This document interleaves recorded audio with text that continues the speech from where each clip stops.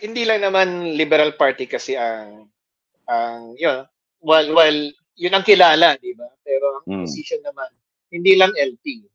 Mga maraming puwersa yan, no? But definitely yung binanggit ni Kong Ed Selagman bilang presidente ng Liberal Party na maaring 6, hindi siya buo pero 6. Then nadagdagan yung alam namin na 3, no? Senator Kiko, si former Senator Bam at saka si Attorney Chel Jocno. So kung ibabatay natin sa sinabi ng Pangulo ng Liberal Party, then definitely madadagdagan yon. Hindi ko lang alam kay Kong Edsel, magmi-meeting kami next week kung meron na siyang mga nakausap. Dahil ang last na meeting namin is binigyan kami ng marching orders na makipag-usap lang, makipagkwentuhan lang sa mga like-minded allies and political agrupations tungkol sa mga plano nila magpatakbo ng mga senador. Maliban doon, syempre, kausapin rin yung mga dati ng mga pangalan. No?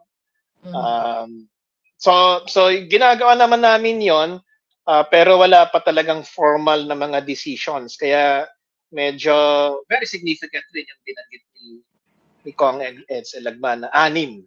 So we'll see. No? Kasama po ba sa mga kausap ninyo, sir, yung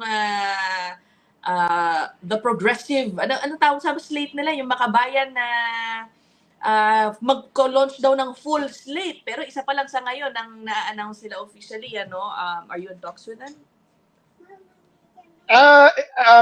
On a personal level, yes. Pero wala pa talaga yung formal na usapan. Ito nga, recently I was just with mga makabayan representatives, si Franz Castro, she's running, Arlene Brosas of Gabriela, pinag-iisipan niya, no? And then nabanggit si Teddy, former representative Teddy Casino maaari. So parang ang balak nila is ito kwento sila sa akin. So ang balak nila is may mga sektor ay meron siyang representative na tatakbo dun sa Senate slate nila, no? And then recently rin kasama ko si Calio sa isang talk show about ang aming identification is kasi sila left talaga no. So kami naman sabi ko progressive, so that's center to left kung usapan natin ang ideological spectrum. So sabi ko progressive. Yes, si Luke sabi ni Calyodi siguradong tatakbo daw no. Nag-usap naman kami ni Luke noon. Yung dalawang yun talaga Kong nagtuturuan talaga yung dalawang yan si Calyodi sa si Calio nagtuturuan talaga yung dalawang yan sabi ko na nga sige ba. Sabi ko kay Calyodi. Sige ba. Ang gusto kasi napakinggan ko yung statement na nila Canato, Reyes at saka si Calyodi. Sabi ko parehong-pareho no na gusto ko mag-present ng talagang malinaw na ito ang tunay. Sabi ko, ba't hindi kayo mag-usap? Kasi pareho naman yung mga sinasabi nyo na wag naman puro political dynasties or elite.